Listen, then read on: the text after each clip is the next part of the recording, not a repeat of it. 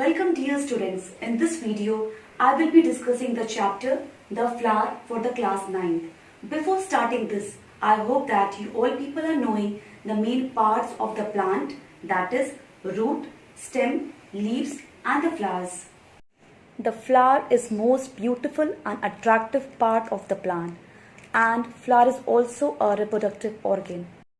This is a general structure of the flower, but before that you should know what is a flower. Flower is a specialized shoot in which the leaves are modified into the floral parts. First of all, there is a pedicel or a stalk in a flower which gives support to a flower, and the flower which having the pedicel, it is known as pedicellate flower. But in some cases there is no stalk in a flower. That flower is known as a sessile flower. Just above the pedicel there is a cup-like structure which is known as receptacle or a thalamus, on which all the floral parts are attached. Now moving towards the floral parts of the flower. The first and the outermost wall of the flower is calyx, which is made up of green structures called sepals. Sepals collectively called the calyx. The sepals protect the young flower bud, and when green, they also perform photosynthesis. The second wall of the flower is corolla, which is made up of brightly colored structures called petals. Petals collectively called the corolla. The petals attract insects for pollination. In some cases, sepals and petals are undifferentiated. Together they are called perianth. This picture is showing the perianth. What is a petaloid? When the perianth is non-green, it is known as petaloid. This picture is showing petaloid. What is a sepaloid? When the perianth is green like the sepals, it is known as sepaloid. This picture is showing sepaloid. In some flowers, bracts are present. Bracts are leaf-like structure.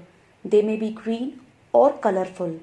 This is a bougainvillea in which colorful bracts are present. The actual flower in this case is small, somewhat cylindrical and attached on the inner side of the bract. What are the nectaries? Most flowers produce a sweet fragrant liquid which is known as nectar, which is produced by nectaries. Nectaries are situated usually at the base of the pistil or at the base of the petals.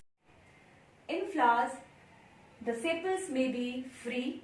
They are termed as polysepalous, or they may be fused. They are known as a gamosepalous. In the same way, for the petals, petals may be free. They are termed as polypetalous, or if they are fused, they are termed as gamopetalous. Here you can see the difference between gamosepalous and the polysepalous, as well as the difference between gamopetalous and the polypetalous. Sepals and petals are non-essential or accessory part of the flower.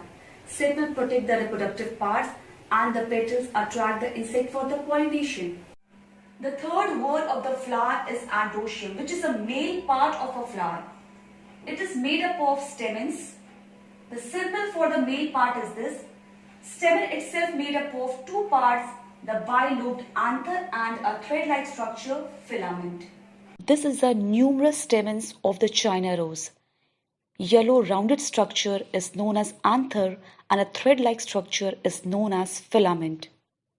In this figure you can see that each stamen consists of a long filament and an anther. The anther is usually two-lobed. Each lobe has a two pollen sac. Within the pollen sac they are containing the pollen grains. In androecium, stamen may be free or it may be joined in a single or a double or a several groups. It can be a monodelphous, didelphous or a polydelphous. By these pictures you can understand these terms. This is a monoadelphous condition in China rose, where stamens are united in one group by their filaments and only the anthers are free. This is a diadelphous condition in the pea, where the filaments are united in two bundles. This is a polyadelphous condition in bombyx, where the filaments are united in several groups. The fourth wall of the flower is gynoecium, which is a female part of a flower. It is also known as pistil. It is made up of carpel. Symbol for the female part is this. Carpel consists of three parts: the top one stigma, the tube-like structure style, and the swollen portion that is the ovary. This is a cross section of ovary, which is a basal portion of carpel. What is a cross section of ovary? When the ovary is cut transversely. The inner cavity of the ovary is called chamber or locule, which is containing rounded bodies, the ovules. The swollen region in the ovary attaching the ovule to the wall of ovary is called placenta. The stamens and the carpels both are the essential part of the flower because they take part in the reproduction. A flower which contains both stamens and carpels is called bisexual or a hermaphrodite or a perfect flower. China rose is an example of the bisexual flower. A flower which has only the stamens or only the carpels is called unisexual or incomplete flower. Papaya is the example of unisexual flower. A flower in which both the male and female reproductive organs are absent is known as neuter flower. Ray florets of sunflower is an example of neuter flower. What is the inflorescence? The flowers may be arranged in several different ways in different plants. This manner of arrangement is termed inflorescence.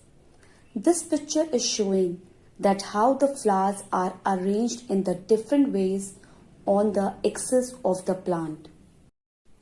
What is a placentation? The manner in which the ovules are attached to the ovary wall. This picture is showing that how the ovules are attached to the ovary wall. I hope this video lecture will be helpful for you. Your homework is to learn what is a flower and what are the parts of the flower. Thank you.